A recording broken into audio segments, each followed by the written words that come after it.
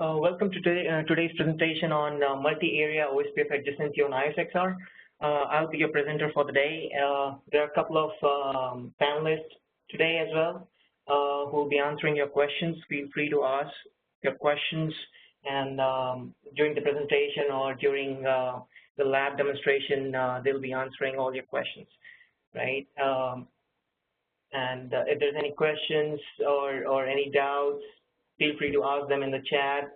I prefer if all the questions are asked in the Q&A box because that helps us, all the candidates, to look at the session and the questions asked later on, right? So more people can clarify their doubts.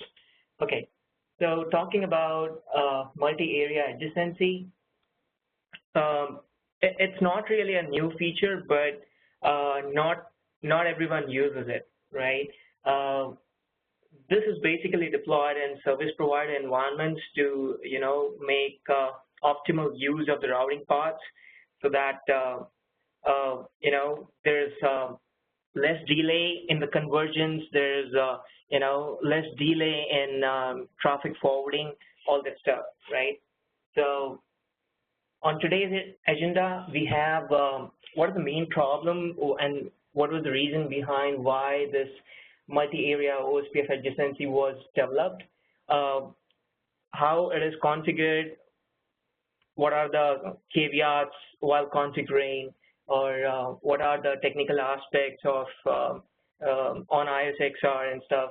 We'll be showing you an example.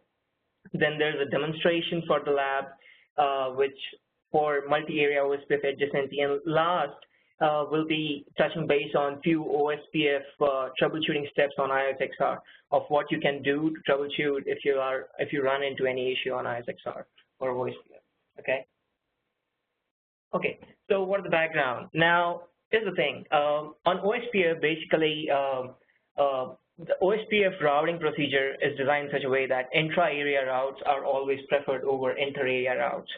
So, say for if a closest path to a destination is over an inter-area route, but the route is actually located or resides in intra-area, the path will be preferred always the intra-area one, not the inter-area one. So this always causes a suboptimal routing, and again, so more routers have to be traversed to reach the destination, right? Virtual link is one possible solution to do this, but the point is, with every virtual link you configure, there's an additional cost involved, right? Not just cost in terms of money, but again, there are several ways in which the cost is defined in a network topology, right? So again, capacity, the processors, CPU cycles, or additional overhead memory. So all these factors are considered when you have virtual link or any process that you configure on a router, right?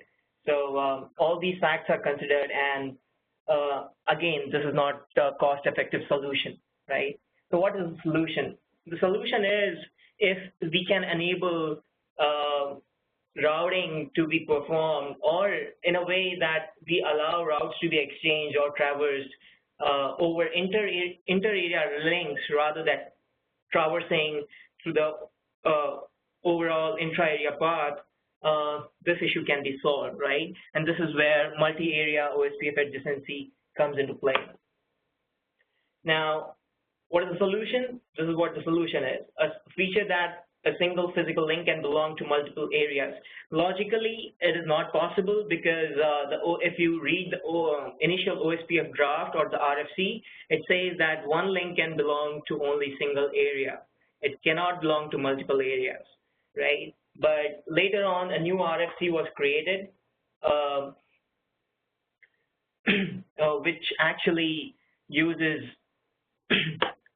multiple adjacency on a single link, right? So this is an example of a topology that we are going to discuss today. I'll be demonstrating this later on, but what I'm trying to convey here is, say for these 4 routers or these 4 links are in OSPF area 0, right? Now, if you want to traverse from one location to some, say from 3.3.3.3 to 4.4.4.4, which is in OSPF Area 1, it will take the path via R6, R5, and then to XR4, right? It won't take the path directly through the link X, which is in Area 0. This is what I mean, right? So the loopback is advertised in Area 1, and Area 0, right? This is what I'm trying to convey here. Okay, now what is the OSPF area?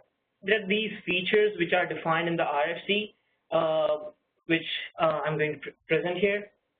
So OSPF topology can be segmented into multiple areas.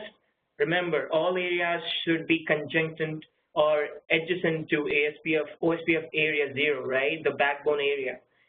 Determining the optimal point of divide into areas wherein your ABRs come into play or your ASBRs come into play. This is the major design aspect of OSPF areas, right? As I mentioned before, OSPF link can belong to one area at a time, and that is defined in the RFC 2328, right? This RFC talks about the initial draft of OSPF and its features, how the links are going to be propagated or adjacency being formed, what are the hello packets, what is the formation, and all that stuff, right? ABR hides the topology information from one area to another. Remember, the type 3 routes being propagated from one area to another area. So all the routes specific to one single area are maintained in that local database, but that database is exchanged between the OSPF areas over time to time, right? Now, if we follow the basic, the initial draft of OSPF, the number of hops that needs to be traversed in order to reach the destination may be long, and because of that, they'll run into suboptimal routing, right? So what is suboptimal path at boundary router? This is what I've been explaining on the topology. Now this section is in area 0, right? Now R3 will choose the path through R5, R6, and then to R4 in order to reach this destination, right? But if R3 was to use the link X to reach destination over R4, which is an inter area, this would have been a shortest path. Now, what are the possible solutions? One thing is you can have secondary IP addresses, or you can have sub-interfaces configured as a part of multiple areas, right, on the same link. So quicker, the traffic can be forwarded over the shortest path. But that again adds to the cost. And now if you have secondary IP addresses, now you will need more IP addresses over in a single area or in multiple areas. So again, more IP addresses are consumed, causing, again, increase in the cost. Now the third option is, what if we can advertise a point-to-point link, right? No summary route, that is no type 3 route or the subnetwork, and form a multi-area adjacency over the link to advertise the topology information, so that over the same link, 2 area information can be traversed or shared.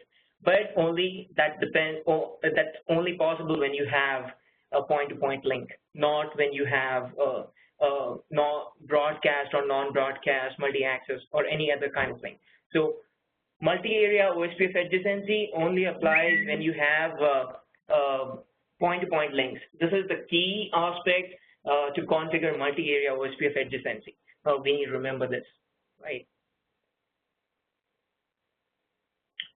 Okay, now coming back to the summary, ABRs will simply establish multiple adjacencies belong to different areas over the single interface.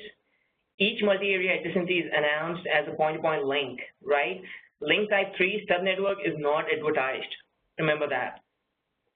As per the initial development or the development so far done on the multi-area OSPF adjacency, this is not applicable yet, right? It means that the interface address is not considered as a reachable leaf, but only topological path in multi-area adjacency. So only topology information, not the complete information is shared. Primary adjacency uses link will operate and advertise link as a usual manner. So say for the link is in area 0, right? That information will be shared as normal way. Only the multi-area adjacency link will be shared, or only that link type information will be shared in the multi-OSPF area adjacency. It doesn't touches the base area. Base area means the primary area, whatever area it may be. It may be area 0 or area 1, whatever you are trying to configure, right? Okay, advertise multi-area adjacencies. What are the facts? Again, as mentioned, point-to-point links.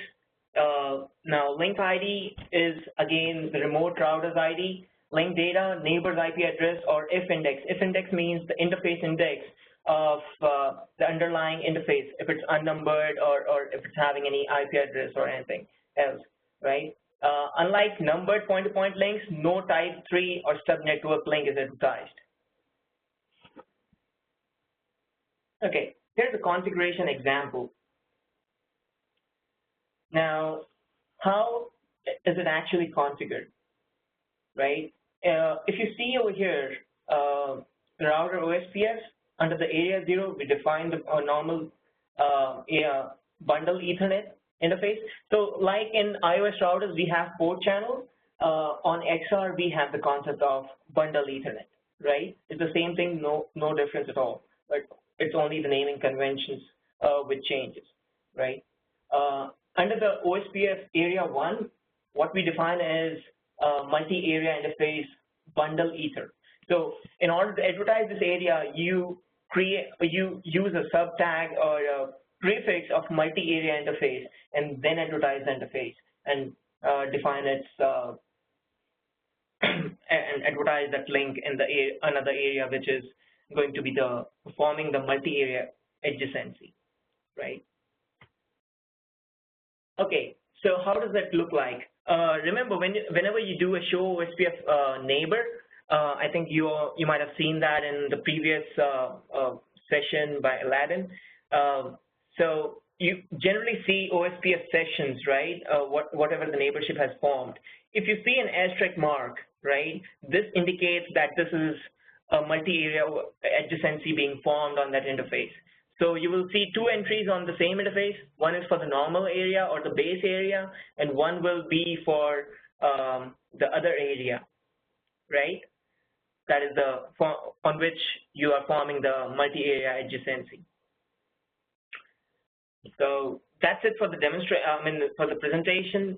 It's not much. It's a small presentation, but we'll be working on the lab demo to show exactly how this works. Okay. Give me a second. I'll bring up the lab.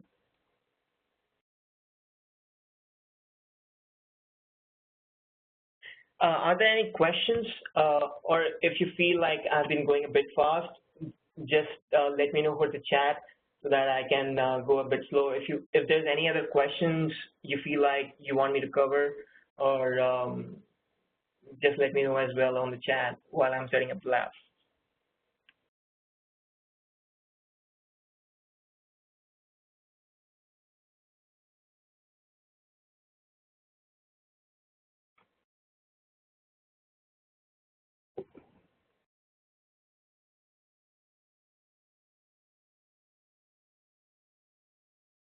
Okay, there's a question from Anand that do we need to focus on XR in future or XC will be there?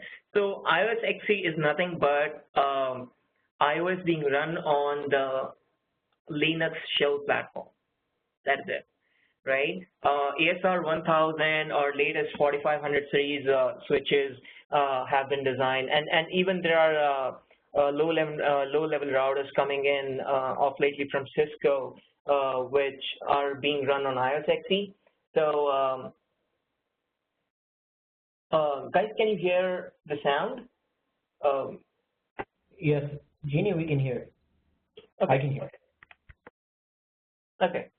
So, yeah, as I said, iOS XE is an iOS running on top of the Linux shell or a Linux kernel, but it's being run as a thread, right? iOSD thread is the one which is being run. in order to work on the iOS. So there's not much difference, iOS or ISXE. It's only the platform on which these codes are deployed, right? IOSXR is totally a different architecture. So as was mentioned in the previous session, that it's totally and purely based on distributed architecture. You have a different kernel, you have different HAL layer, you have a QNX and POSIX compliant kernel. So on top of which Cisco has developed all the components and segregated with each other so that one doesn't cause any issue to the other one. So like in iOS routers, if a process crashes, it crashes the whole router. But on XR, the process crashes, it only crashes the particular process. It doesn't impact any other process at all, right? Okay. Are there any other questions?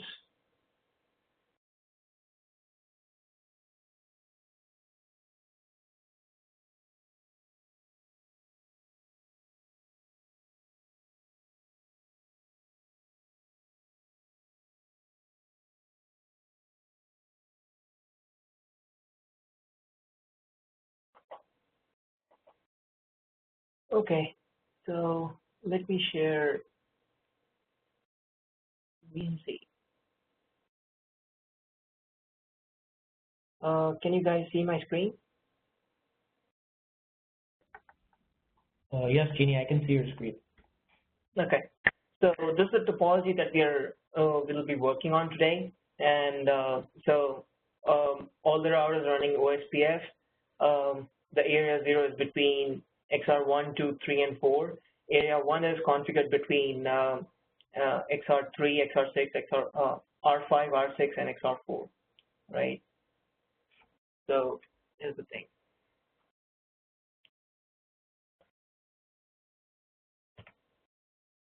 So we have OSPF area 0 configured on XR1 as shown before, right? You can ignore the MPLS traffic engineering. We are not demonstrating anything related to that. So this is how, as shown in the previous session, this is how we configured the OSPF area and advertise the interfaces under that same OSPF area, right?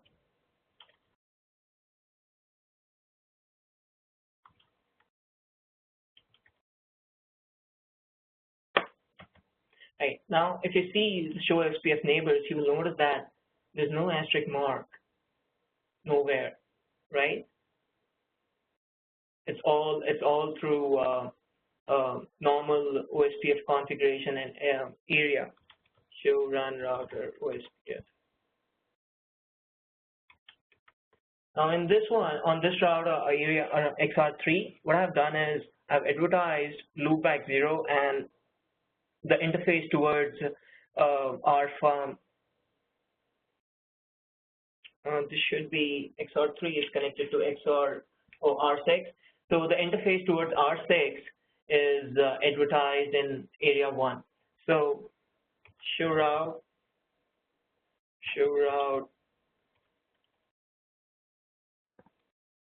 right? And if you see,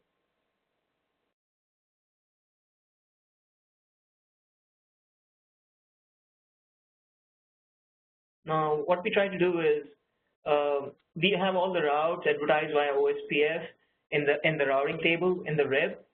Now, if we try to reach from XR3 to XR4, which is the 4.4.4.IP.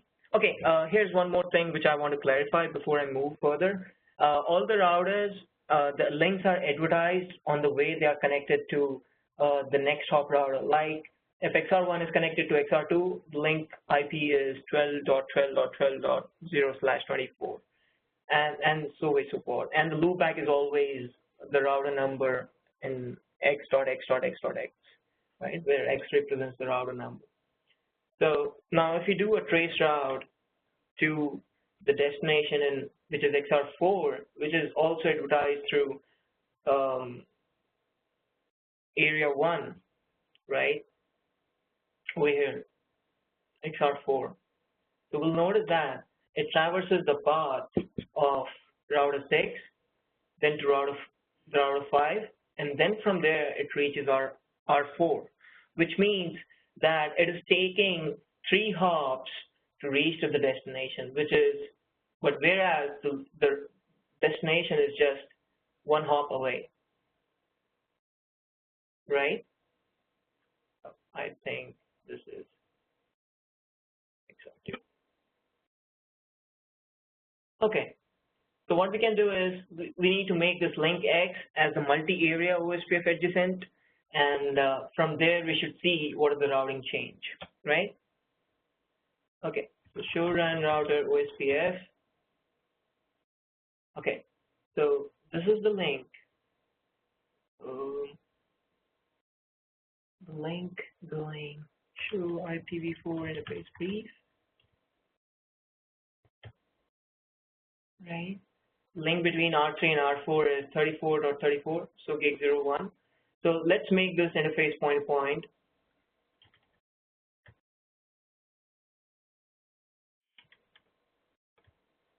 Sorry. Area 0, interface GI, network point-to-point. Okay, this is how we configure the link as a network point-to-point link. At the same time, let's also do the configuration on our XR4 router OSPF 100, area 0, interface GI 0. Let me verify if it's the same interface. Do show IPv4 interface brief. Right, this is area interface 1, right? Oh, sorry.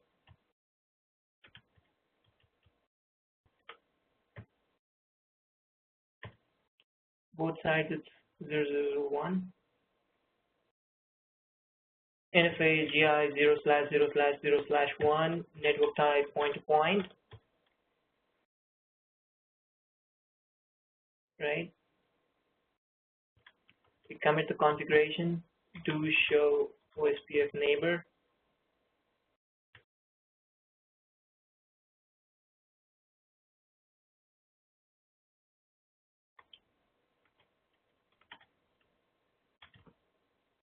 Right?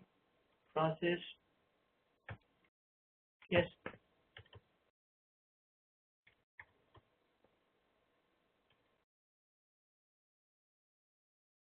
Okay. So as noticed, there's a point-to-point link. Right? Now we have made the link as a point-to-point. The next step is to make it multi-area adjacent. So we need to make it adjacent in area 1 because if we make this is already in area 0, if we make it in area 1, this will become the shortest path, right? So what I can do is we go to area 1, exit area 1.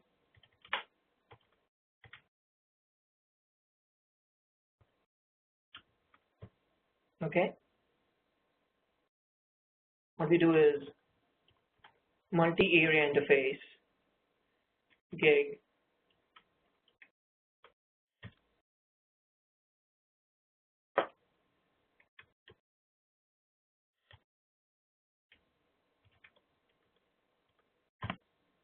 right? We are done.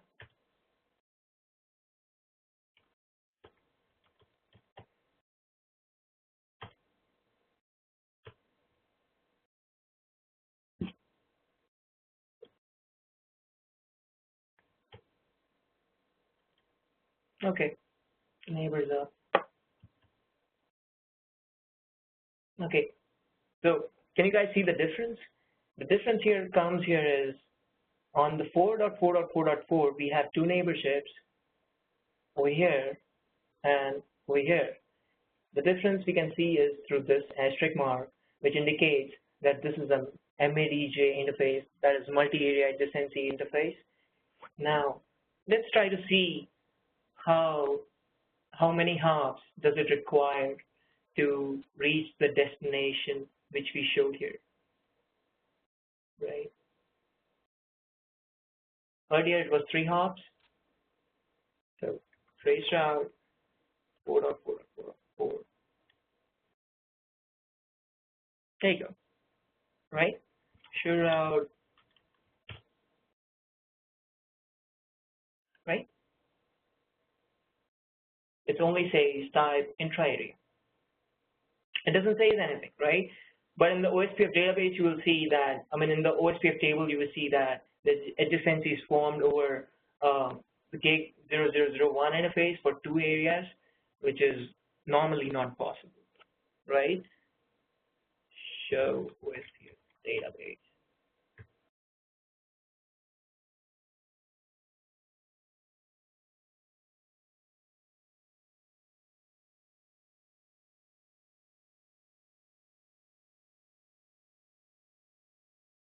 Genie, sorry, Pablo, I'm not able to reply on the Q&A for some reason. But Pablo is asking a question about what platform you're running and what code you're using. Oh, the platform is XR12K. He also asked about the code. Oh, XR 4.2.3.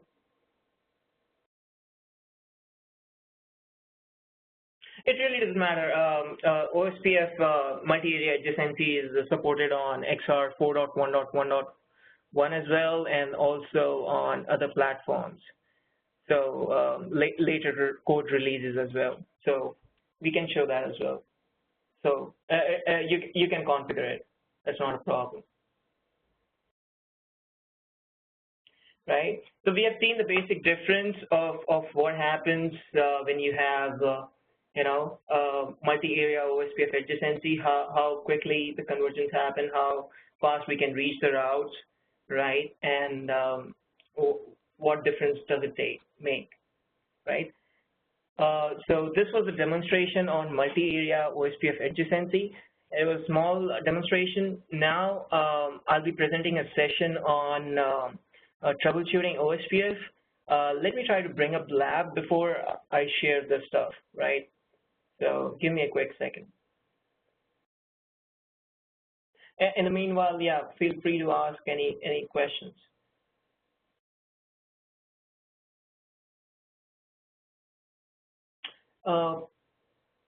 iOS is supported. So I see a question from iOS is supported on new 15.4 XE version 3.10 plus. I didn't really get this question. Pablo, if you can rephrase your question. And Ashok has asked, XR4 and XR3 are in area 0. Yes, that is correct. The link between XR3 and XR4 are in area 0. The loopback interface, I can show that to you again. One second.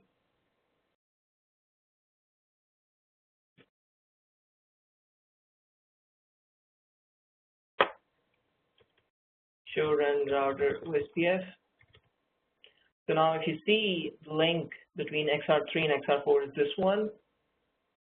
Show IPv4 interface brief.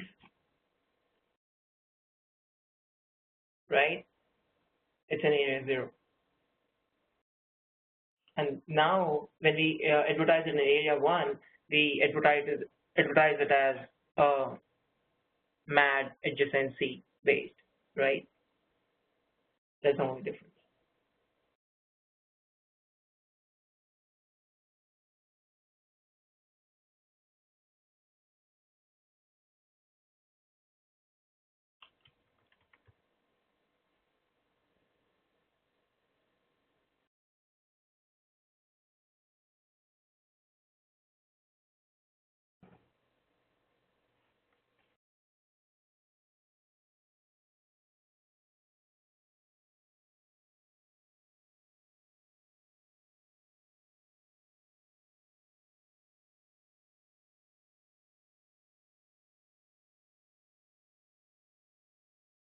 Okay.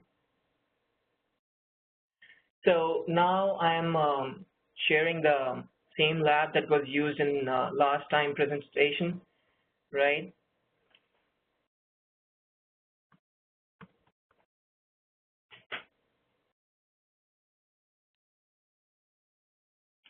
Okay, so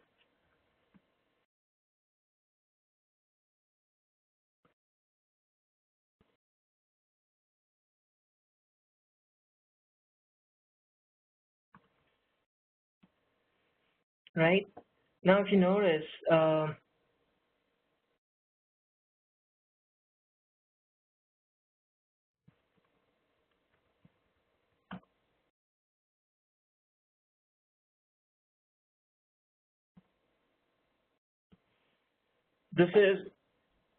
there's the OSPF running between XR router P and 2800-1 router, right? Are you guys able to see? Just to confirm. Yes, Genie, I'm able to see. Okay.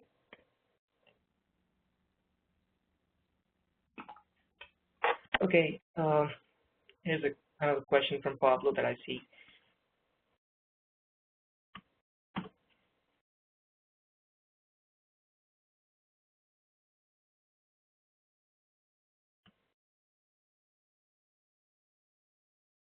So we are running 12K routers,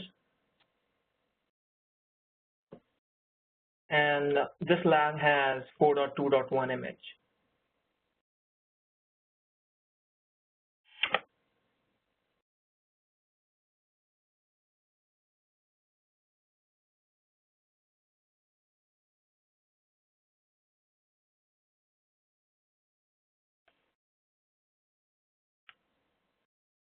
Let me try to see if I can font size.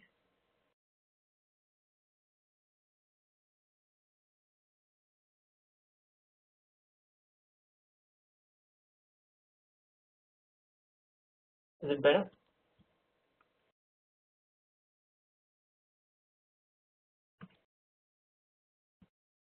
Right now, okay, let's start with the troubleshooting session, which is in on OSPF, right?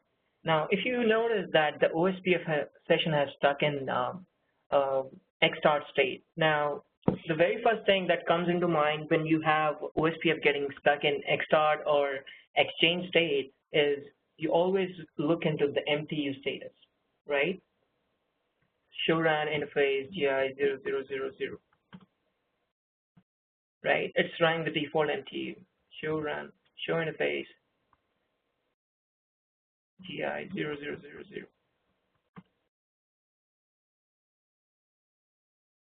right? MTU, why does it show 1514? So here's a quick thing on XR devices. On XR, even if the default MTU is 1500, it will show you 1514 adding the 14 bytes of the Ethernet, right? So now, if you try to ping the remote IP, which is 12.12.12.2, size 1500, it should go through, right? So we can see that, but also do with the DF bit set.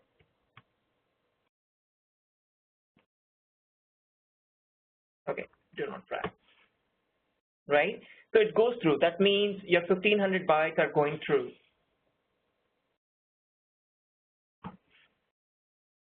This will not go through because your MTU is set to 1500, not to 1500, above 1500 on this side. Now, how about on this? Show CDP neighbors. Notice this is connected to gig 00. Show run interface gig 0/0, right? The MTU is 4470. Okay. Show interface GI 0. Sorry.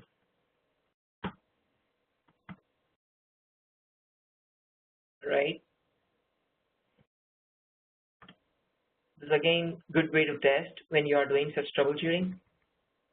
One, size 4470. If you do this default ping, what will happen? It doesn't go through, right?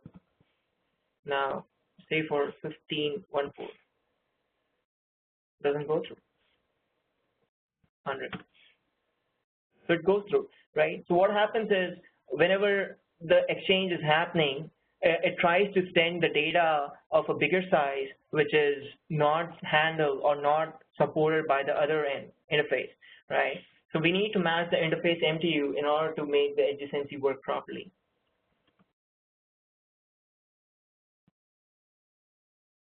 Q.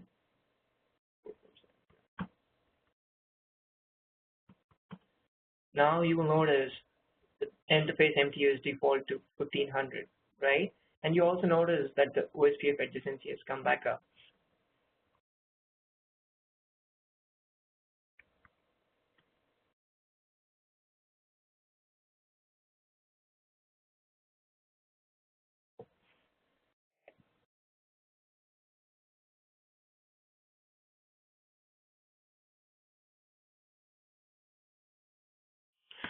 So the MTU changes on the XR side. It's a default, right? So show interface GI 0/0/0/0. You will always see it 1514. You won't see 50. If you see 1514, it means it is 1500. So this is how the XR platform has been coded, right? So whatever MTU you want to set, always set the value of 14 plus, so that gets affected properly, and you don't run into any MTU issues within your topology where you're configuring it on XR devices. Does that answer your question, Ashok?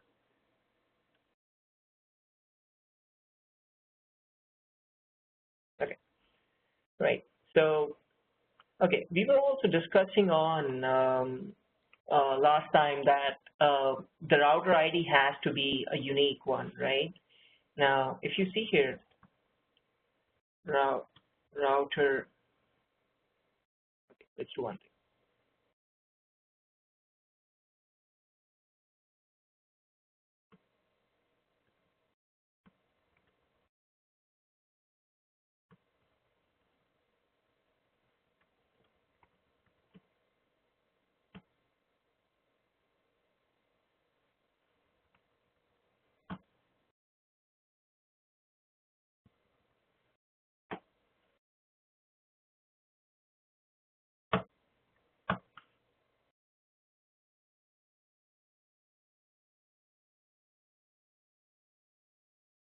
Okay, as soon as you do this, you start seeing such kind of error messages. Apart from that, another bigger challenge that you face in a bigger topology, like where you have a service provider networks configured with huge OSPF areas and stuff, and by mistakenly you configure the same router ID, what happens is a kind of a routing loop occurs, and sometimes it also spikes up the CPU of the routers, right? And it starts sending some bad LSA packets, and all those issues start happening. So best way to do that, especially on iOS router, is debug IP OSPF, monitor, right? This debug always allow you to get an information on which router is actually configured with the duplicate or bad OSPF router ID, right? This debug is not really present on the XR, but on OSPF side it is present. So, right? Okay.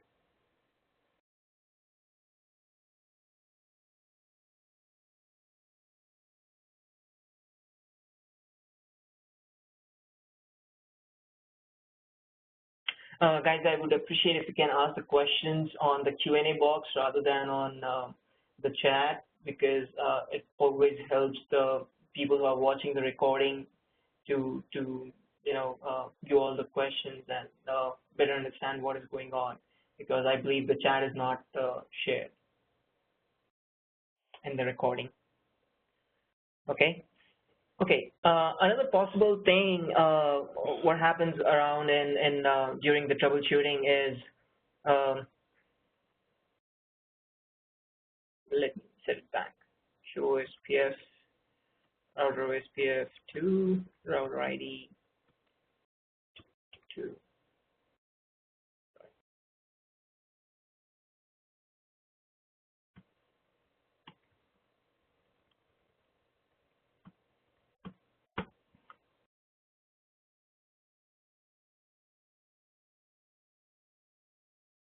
Okay.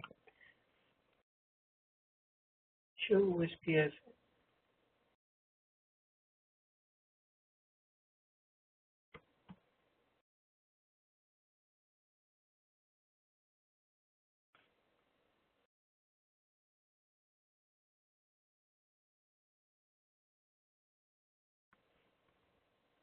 Another troubleshooting that you can always do on an OSPF environment, if your OSPF is stuck in init state and for some reason it is not responding, or the OSPF neighborship, it's not coming at all, even if your next hop IP or the connected interface IP is reachable, what possibly could happen is the router at the remote end might not be responding to the multicast packets, right? Which is like 224.0.0.5.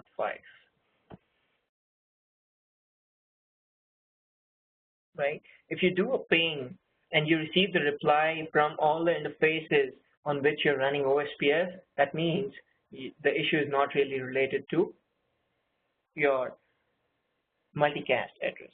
Sometimes what happens, there are low-end devices on which multicast is not supported, right? So even if you try to run OSPF on them, it will never come up because it is not going to respond to the all-router OSPF multicast addresses or DR/BDR addresses, right?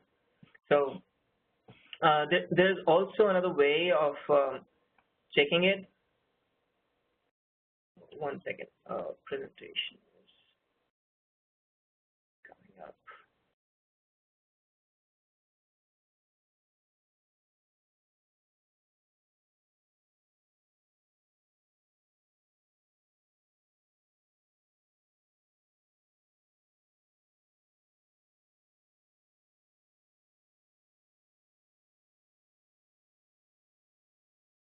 Okay, here's another interesting and good way to look at what multicast addresses you have joined on the interface, right?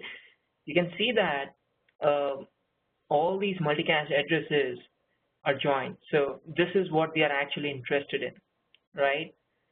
This always helps you confirm that this interface is participating on OSPF or not, right? And for some reason, when you're troubleshooting that OSPF is not coming up, by any chance, use this method, right? Good way to look at the logs on XR devices for OSPF troubleshooting is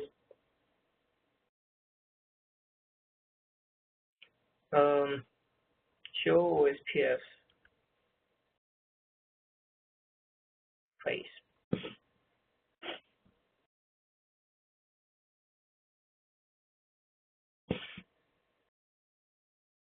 Right?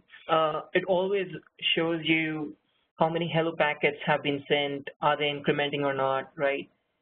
If you increment them, right? If you do continuous capture of the same command, you will see the difference in the number of hello packets or events being triggered and increased. If you're running T, this is something that you might be interested in. How many adjacencies are formed? Are there any adjacencies flapping? Sometimes what happens is due to hardware issues on XR platforms, because all the bigger platforms, the forwarding is always based on hardware, right? So sometimes the adjacency gets lost on the hardware, right? So always it's a good way to check how many adjacencies are there for the OSPF process. You can also check the adjacency show adjacency, and you can put the next hop IP, or you can also check the adjacency on a particular interface, gig 000 detail, right? So it does show you what kind of adjacencies are formed. This is there for sure because you're running multicast. This is there for the next hop IP adjacency it is forming, right? So sometimes even if you're not able to ping to the next hop IP, it would be always interesting to check if you have the adjacency for the next hop IP or the connected interface IP or not. This is one of the common issues which one does see in a day-to-day life troubleshooting. Okay. So And when you're doing other troubleshooting, right, what you can do is you can run the debug. Though in live networks, nobody allows you to run the debugs because of the impact behind the debugs. Debugs are always intrusive, right? So here are a couple of suggestions when you're trying to run the debugs. Always disable the terminal monitor and also disable the console logging so that your console doesn't get filled up and you lose the control over the terminal window, right? Always enable buffered logging so that all the debugs that you run, if by any chance, all gets logged into the buffer and you can capture it or you can get the buffer using the show log output.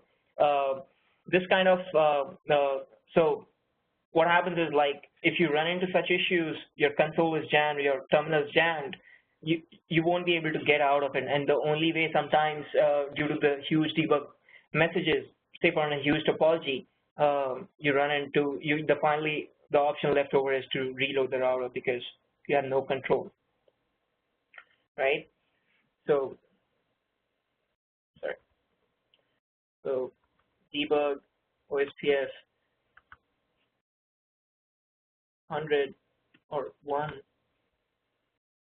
And these are the options that you can debug for. You can see the OSPF packets, you can see the hello events. Sometimes your hellos are not going through or your hellos are getting dropped due to which your OSPF keeps on flapping all the time. Always good to check the whole hello events. Also, check for the adjacency. If the adjacency keeps on flapping, your hellos are perfect, but still the session keeps on flapping. Always go to debug the adjacency. What you can also do is enable the debug OSPF 1 trace detail. Sorry. Okay. And what you want to do for, say for SPF, say for there's a huge SPF, your router is running on high CPU due to OSPF SPF process, right? So what you can do is you can debug, run a debug on the SPF, and what you can do is then you can capture the debug log in the show trace output.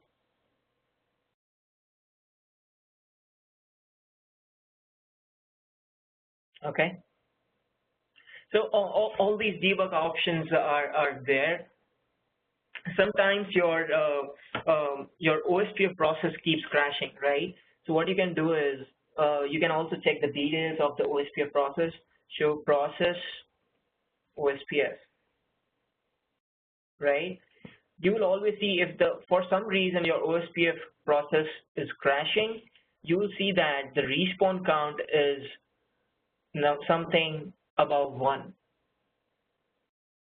right? It should be in a normal running state, means your thread is in running state. You should also ensure that none of the OSPF processes are blocked on IOSXR. What you can do is show process blocked.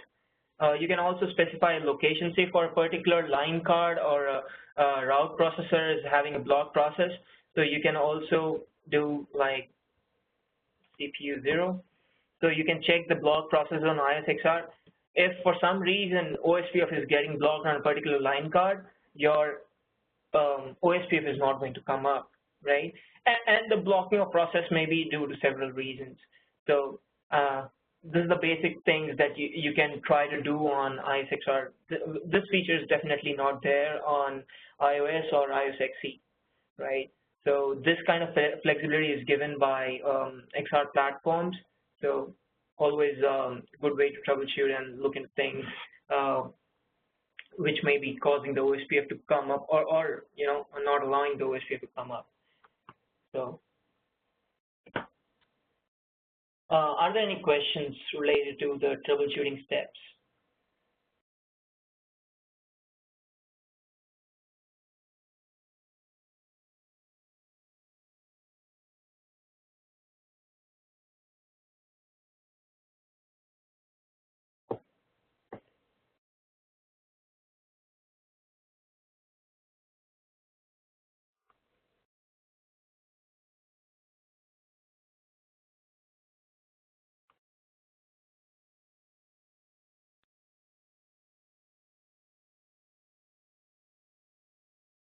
Any further questions? Anand has a question. Anand? Yeah, Anand has a question. I don't see that. Okay, in real, can we try show command C config or just use debug hello?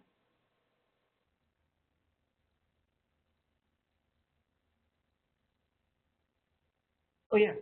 So if you want to see the hello timers and stuff like that, what you can do is show OSPF interface gig 0,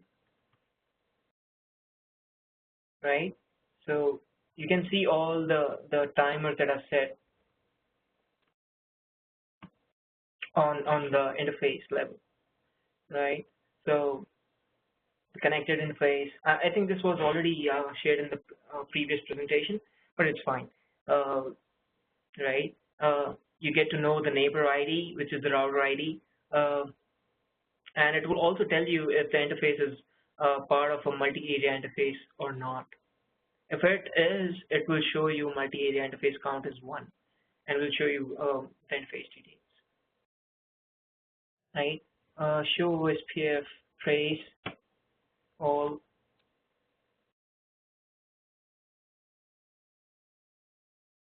Say for so this command is actually used when you are debugging the OSPF trace. Debug OSPF 1 trace detail. Hello or SPF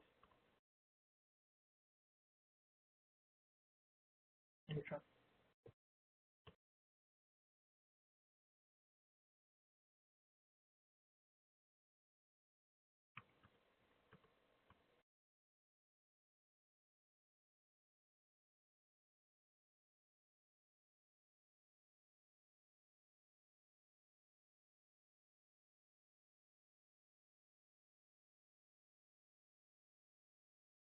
Okay, here you go.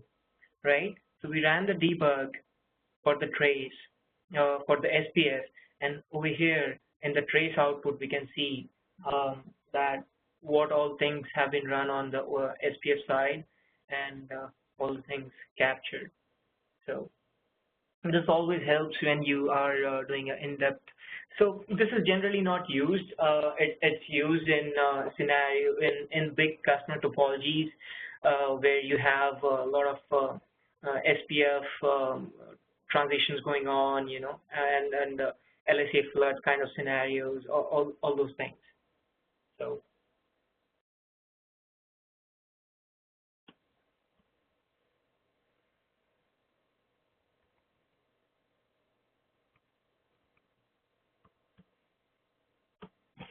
Right. So I think this is all the presentation from my side today. If you have any other questions, feel free to ask, else we can end the presentation and the recording.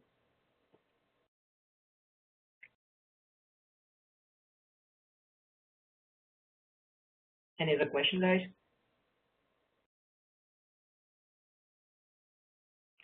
Okay, the next presentation is going to be either on Friday or Saturday. We'll be announcing that on the Facebook page, and all those who have already registered, right, previously, will also get an email before anybody else gets it. So you'll also be able to register for the next session. The third session is on, so this series is actually on OSPF. So the first was basic OSPF, today was multi-area adjacency on OSPF and troubleshooting. The next session is going to be on the different area types on OSPF under iOS XR. We'll be demonstrating that. And later on, we are looking for some presentation on iOS XR architecture or something different. We haven't decided on the topics, but we'll keep you guys posted. Does that answer your question, Ashok?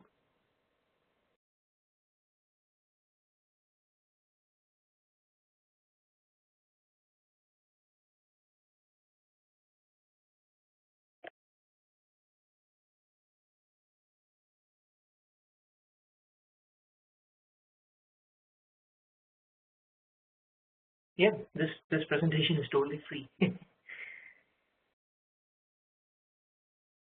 So we are just doing some free workshops as we do it from time to time. There are other courses that our company provides, like CCNA, CCNP, CCIE. We are having some running batches for CCIE Security and Service Provider, which are going on. So yeah, I mean, if you're interested, let us know. I'll be stopping the recording now. Okay.